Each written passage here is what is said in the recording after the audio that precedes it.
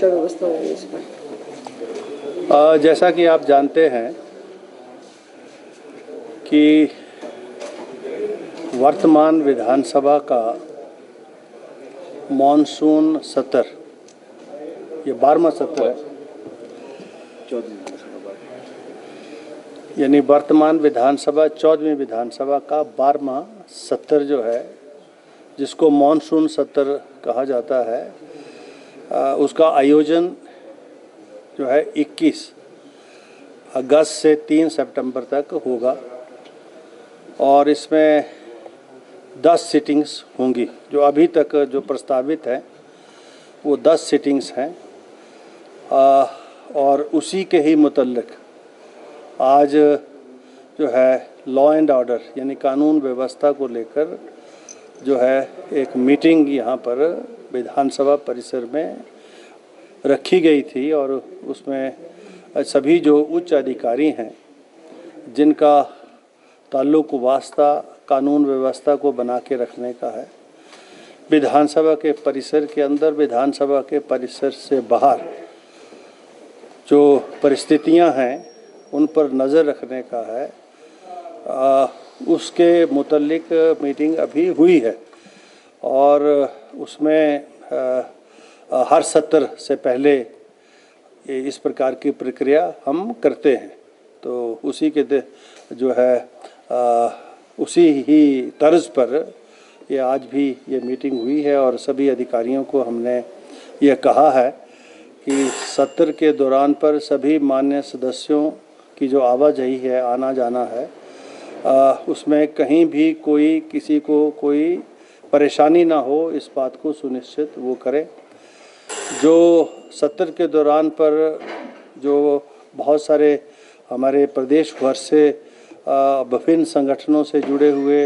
या वहाँ से हमारे जो निवासी हैं, हिमाचल वासी हैं, आते हैं, मुख्यमंत्री जी को मिलने आते हैं, मंत्रिपरिषद के सदस्यों को मिलने आते हैं, विधानसभा की कार्रवाई को देखने आते हैं, उनकी आवाजाही में भी कहीं भी किसी भी प्रकार की रुकावट ना हो। मीडिया के बंधु जो आते हैं उनकी जो आवाजाही जिन जिन गेट से सुनिश्चित है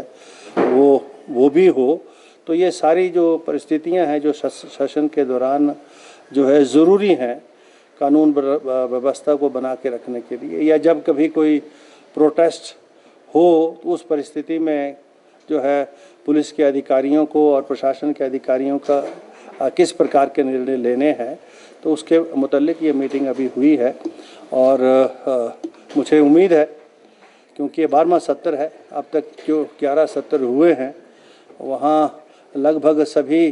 जो सत्र विधानसभा के 14वीं विधानसभा के हुए हैं, कानून व्यवस्था ठीक प्रकार से बनी रही है और इस सत्र में भी बनी रहेगी, ऐसा मुझे पूर्ण विश्वास है। और जो अधिकार क्षेत्र है, जो विधानसभा का अधिकार क्षेत्र है, जो हमारा एज ए स्पीकर अधिकार क्षेत्र है, कानून व्यवस्था को बना के रखने के लिए जो है उसका प्रयोग किया जाएगा ताकि किसी भी प्रकार से कानून व्यवस्था ना बिगड़े और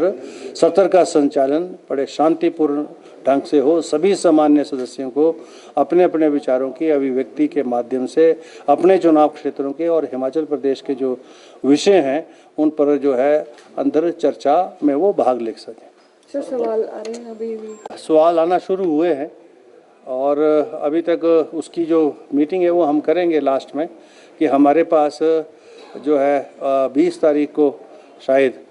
क्योंकि 21 सत्र है तो 20 को हम ये सारी सूचना मीडिया के माध्यम से हिमाचल प्रदेश की जनता को देंगे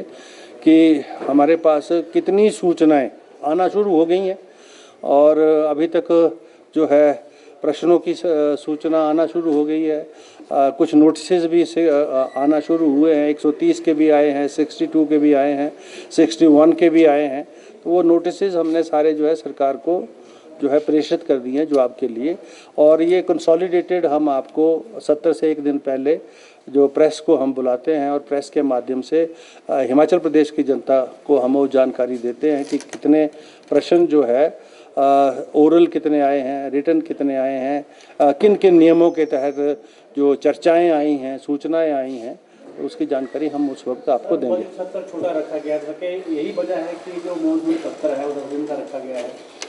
ऐसा है कि हिमाचल प्रदेश की विधानसभा देश की कम विधानसभाओं में, मतलब कम विधानसभाएं हैं देश की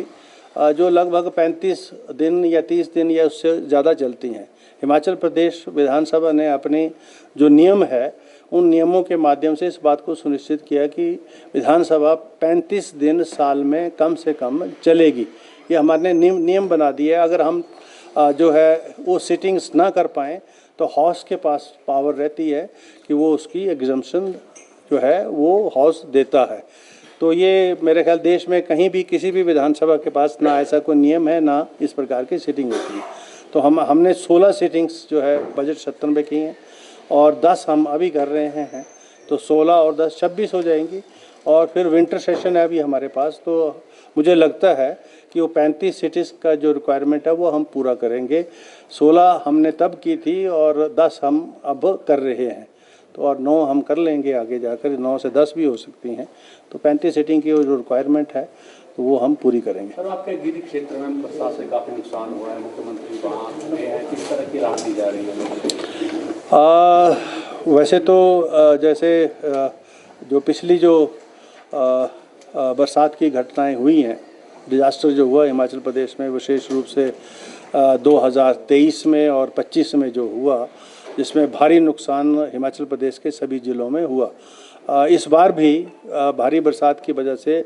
चंबा ज़िला में भी ज़्यादा नुकसान है और कुछ और ज़िलों में भी नुकसान है। अभी मुख्यमंत्री जी गए थे और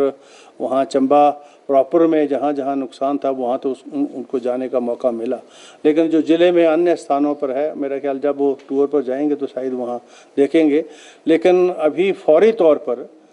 जहाँ भी कोई जो हमारी जो सड़कें हैं अगर वो अवरुद्ध होती हैं तो पीडब्ल्यूडी विभाग को जो है ये निर्देश दिए गए हैं, आदेश दिए गए हैं कि वो फौरी तौर पर मशीनरी को डिप्लॉय करके जो है वो परिवहन व्यवस्था जो है उसको दुरुस्त रखे। तो अभी तो ऐसा हो रहा है। मेरे चुनाव क्षेत्र में भी लगभग बहुत सारी सड़कों को बहुत ज़्यादा नुकसान हुआ है। मेन सड़क पूरी की पूरी बह गई, उसको नुकसान हुआ, लेकिन मशीनरी डिप्लॉय हमने करके रखी है हर जगह और लोगों को किसी भी प्रकार की कोई कठिनाई ना हो और यातायात जो है हमने निरंतर बना के जो है उसकी फैसिलिटी को बरकरार रखा है। मतलब भारी से भारी बरसात में भी 1-2 घंटे अगर कोई रोड बंद रहा है, अन्यथा हमने जो है सारी सड़कें जो है उसके लिए यातायात के लिए खोल के रखी। सर, एक सवाल है, जिस तरह से पेपर लीक की घटना हुई थी, जो राष्ट्रीय परिदृश्य में राजनीतिक जो सिनेरियो है वो चेंज हो जाता है, किस तरह से आप इन घटनाओं को देखते हैं? आप क्या समझते हैं? जो जनजी का एक प्रोटेस्ट होता है, सरकार को उसमें झुकना पड़ता है, ये किस तरह की परिस्थिति क्रिएट हो रही है? हाँ, ये वैसे तो